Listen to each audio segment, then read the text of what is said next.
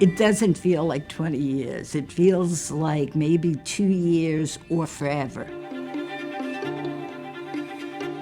It has been 20 years of continuing investment, of continued growth. We don't have a medical school here.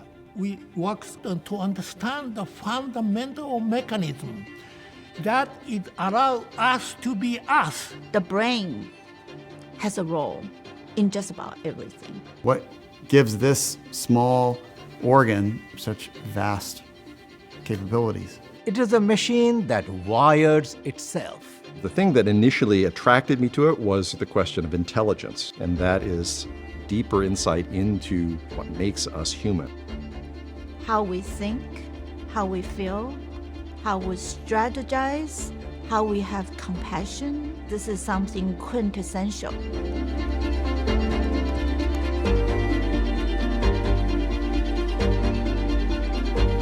Back in 95, 96, when the Center for Learning and Memory started, neuroscience was still very much in this piecemeal approach to brain function. Susumu saw early on that we had to move from the more piecemeal approach to a more holistic level of understanding. I think that's what the Picower Institute really helped usher into modern neuroscience.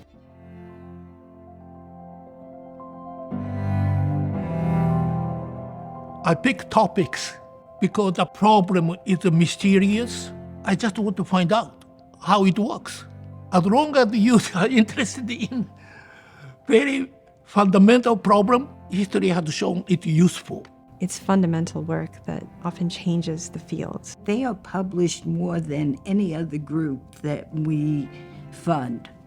Things that are really basic about how the brain works also give you a gateway into understanding what goes wrong during disease. That's what's really cool about being here, because you have the Susumu Tonegawas of the world, the Errol Millers, the Liwei Sais, who think in terms of fundamental science. And I'm saying, great, if you guys help me build the right fundamental science, I see the direction to translate that into something that's going to be beneficial for patients. More ideas for therapeutics have come out of the Picower Institute than I would say any such comparable institute of similar size anywhere.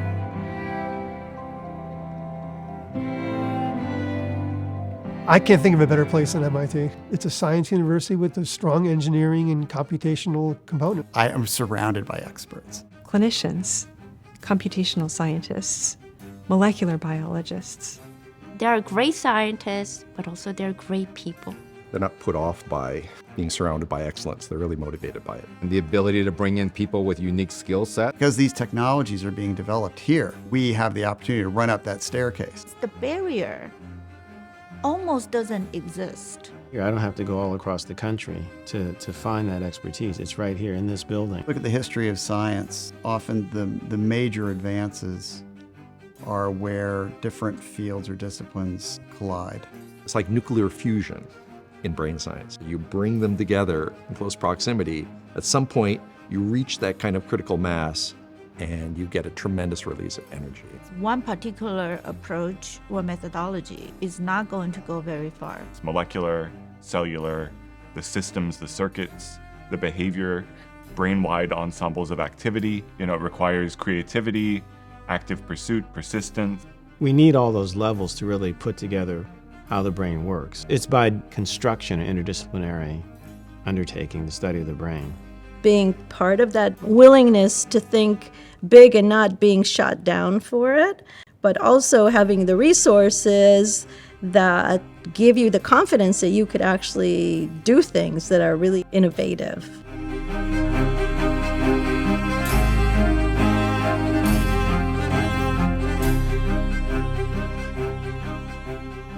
Key parts of the engine that's driving this research are these wonderful graduate students and postdocs. It's my legacy, the students. Without them, none of us would be where we are today. You don't have to put blinders on your students and say, well, this is what we're funded to do. This is what you have to work on.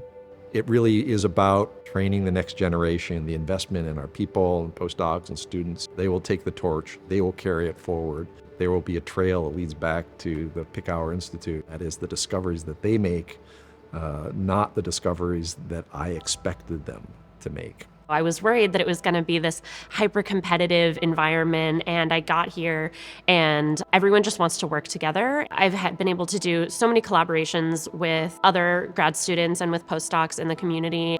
Having colleagues that are starting or have started labs across the entire world, it really provides me with resources.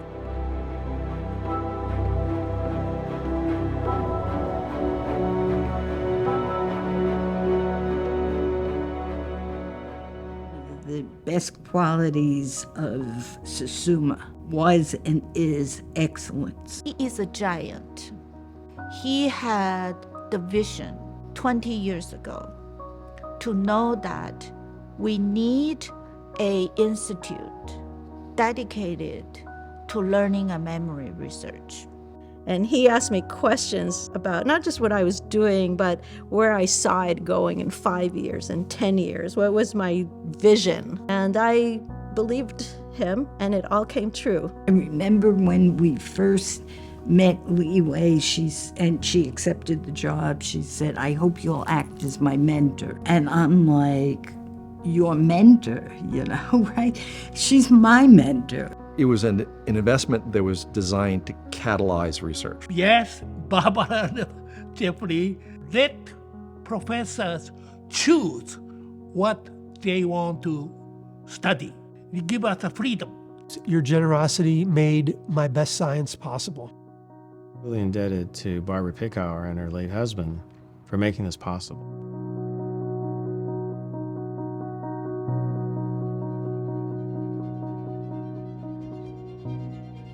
Time flies. If I have to have one thing with my name on it, that this is it. Hope people will look back on our work and basically see that, yep, everything we published was true. This was really fundamentally how the system works, and it provided a foundation for other people to build upon. Fantastic infrastructure, fantastic colleagues, and fantastic students and postdocs. We're really on the cusp of uncovering therapeutic targets that will be game changers. And not just one, but many, because we're finding that there are common themes. What more can we do in next 30 years, next 50 years, next 100 years? I really see it as a golden age in neuroscience. It's the passion. It's the hunger for knowledge, for truth. The tools that we use, the way that we're thinking about neural systems, has just been revolutionized. Forward-thinking, innovative science brought about by a group that is more than the sum of its parts. The best is yet to come. The best is yet to come.